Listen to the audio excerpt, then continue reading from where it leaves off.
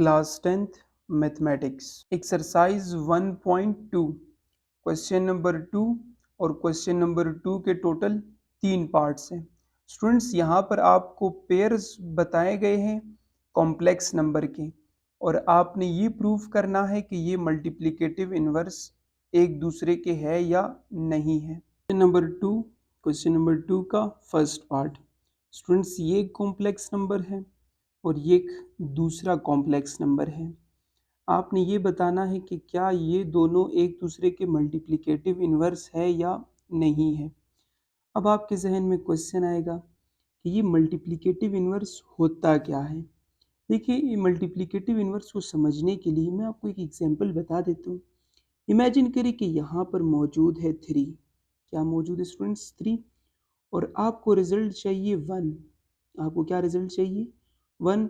तो अगर इस 3 को मल्टीप्लाई करें हम 1/3 से, तो क्या ये 3 3 से कैंसिल हो सकता है या नहीं? एग्जैक्टली। तो इसका रिजल्ट क्या आएगा? 1 आ जाएगा।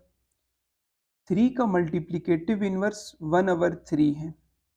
अगर हम बात करें एक और एग्जांपल की, इमेजिन करिए कि यहाँ पर मौजूद है 1/a और आपको रिजल्ट चाहिए सिर्फ 1।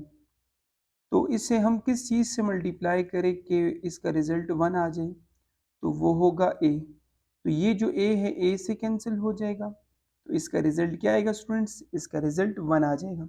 इस पार्ट को करने से पहले आपको एक रूल पता होना चाहिए और वो रूल ये है कि अगर हम कॉम्प्लेक्स नंबर को और इसके मल्टीप्लिकेटिव इन्वर्स को आपस में मल्टीप्लाई करें तो इसका जो रिजल्ट है वो हमेशा 1 आएगा।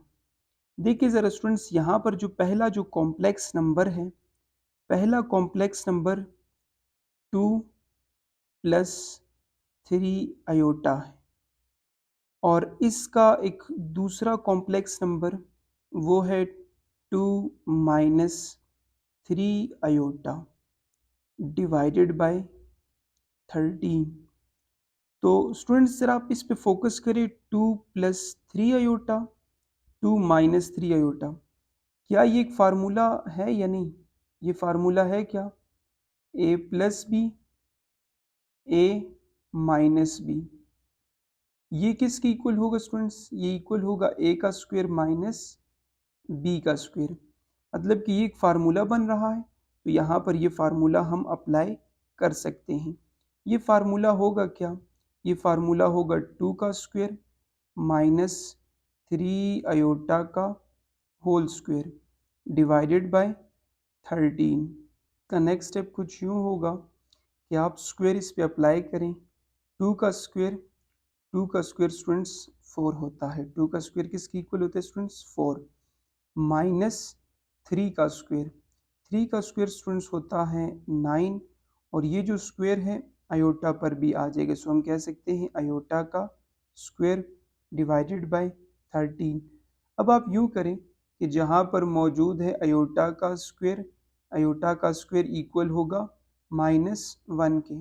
4 - 9 आयोटा का स्क्वायर, आयोटा स्क्वायर की जगह पुट करेंगे स्टूडेंट्स -1 डिवाइडेड बाय 13। अब आप ऐसा करें students, 4 minus minus plus 9 divided by 13, इन दोनों को आप ऐड कर दें। तो इन दोनों को जब आप ऐड करेंगे स्टूडेंट्स 13 रिजल्ट आ जाएगा।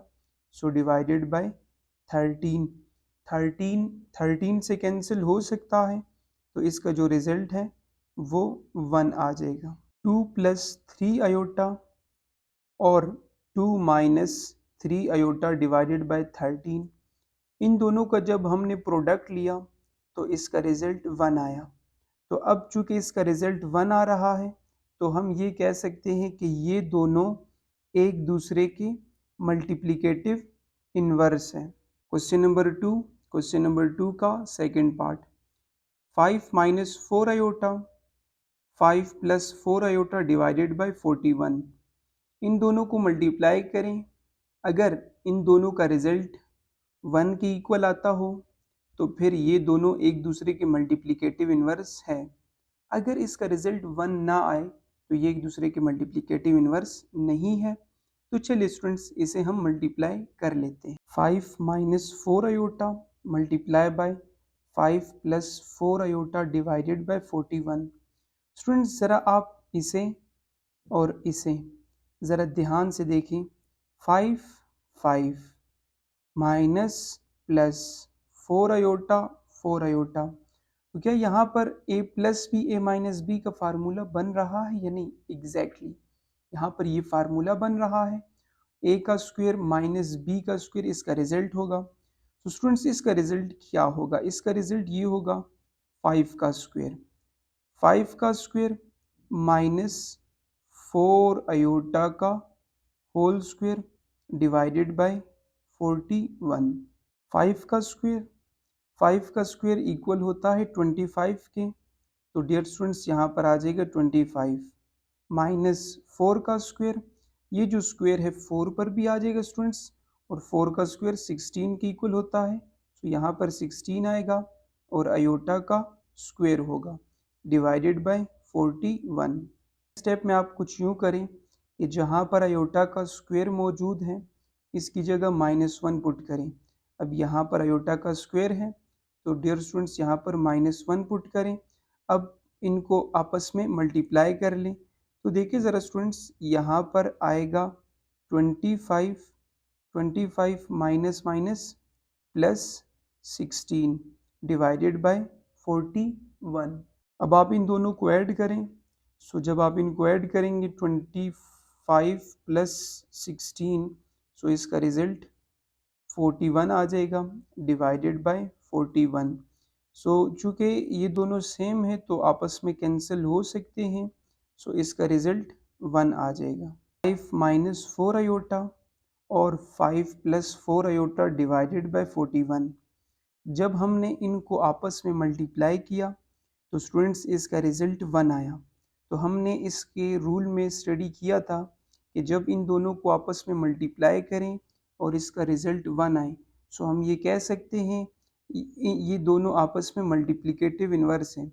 इसका मल्टीप्लिकेटिव इन्वर्स ये है और इसका मल्टीप्लिकेटिव इन्वर्स ये है, क्योंकि इन दोनों को मल्टीप्लाई करने से रिजल्ट 1 आता है। क्वेश्चन नंबर 2 का थर्ड पार्ट। स्टूडेंट्स अगेन आपने ये बताना है कि ये एक दूसरे के मल्टीप्लिकेटिव इन्वर्स है या नहीं। फिर एक दफ़ा रूल को रिवाइज कर लेते हैं कि कॉम्प्लेक्स नंबर और उसके मल्टीप्लिकेटिव इन्वर्स अगर उन्हें मल्टीप्लाई करें सो इसका रिजल्ट हमेशा 1 आएगा। देखिए ये है कॉम्प्लेक्स नंबर, मतलब ये दोनों पेयर्स हैं, इन दोनों को मल्टीप्लाई कर लेते हैं। अब स्टूडेंट्स इसको करने के दो तरीके हैं। पहला तरीका कि इनको आप आपस में मल्टीप्लाई कर लें। दूसरा तरीका ये है स्टूडेंट्स कि आप यहाँ से 2 कॉमन ले लें और अपने क्वेश्चन को ज़रा आसान बना लें। देखिए ज़रा हम यहाँ से ना 2 कॉमन ले लेते हैं। अब 2 कॉमन ले लिया, सो यहाँ पर रिजल्ट आएगा 3 plus 4 iota multiply by 3 minus 4 iota divided by 50। अब देखिए ज़रा स्टूडेंट्स 2 1s आर 2, 25 आर। इसका नेक्स्ट स्टेप कुछ यूँ होगा स्टूडेंट्स, ज़रा देखिए 3 plus 4 iota multiply by 3 minus 4 iota divided by 25। अब एक इम्पॉर्टेंट चीज़ देखिए, यहाँ पर एक फार्मूला बन रहा है। वो फार्मूला ये है कि a प्लस बी और a माइनस बी, इन दोनों को अगर हम मल्टीप्लाई करें तो यहाँ पर a का स्क्वायर माइनस b का स्क्वायर रिजल्ट आएगा। सो हम ये कह सकते हैं कि यहाँ पर एक फार्मूला बन रहा है और वो फार्मूला है 3 का स्क्वायर माइनस 4 अयोटा का होल स्क्वायर डिवाइडेड बाय 25। 3 का स्क्वायर, स्टूडेंट्स आपको ये बात तो पता है कि जो 3 का स्क्वायर है, 3 का स्क्वायर इक्वल होता है 9 के। सो यहाँ पर आ जाएगा 9 माइनस 4 का स्क्वायर, 4 का स्क्वायर इक्वल होगा स्टूडेंट्स 16 के।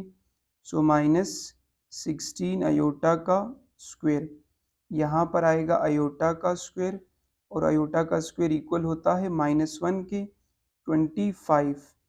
अब आप यूँ करें कि जहाँ पर अयोटा का स्क्वायर मौजूद है, अयोटा स्क्वायर की जगह पुट करें आप -1। देखिए ज़रा स्टूडेंट्स, 9 माइनस 16 यहाँ पर आएगा -1 डिवाइडेड बाय 25। नेक्स्ट स्टेप इसका कुछ यूँ होगा स्टूडेंट्स कि देखिए ज़रा, 9 minus minus plus 16, 16 divided by 25, इन दोनों को आप ऐड कर दें, सो इसका रिजल्ट आएगा 25, 25 डिवाइडेड बाय 25। अब ये दोनों कैंसिल हो सकते हैं, जब कैंसिल होंगे सो इसका रिजल्ट 1 आएगा। 6 plus 8 iota, 3 minus 4 iota divided by 80, इन दोनों को जब हमने मल्टीप्लाई किया तो इसका रिजल्ट 1 आया। अब चूंकि इन दोनों की मल्टीप्लिकेशन का रिजल्ट 1 है, सो हम ये कह सकते हैं इसका जो मल्टीप्लिकेटिव इन्वर्स है वो ये है, और इसका जो मल्टीप्लिकेटिव इन्वर्स है वो ये है। तो क्या ये दोनों एक दूसरे की मल्टीप्लिकेटिव इन्वर्स है या नहीं? एग्जैक्टली ये दोनों एक दूसरे के मल्टीप्लिकेटिव इन्वर्स हैं, और यही तो हमने बताना था।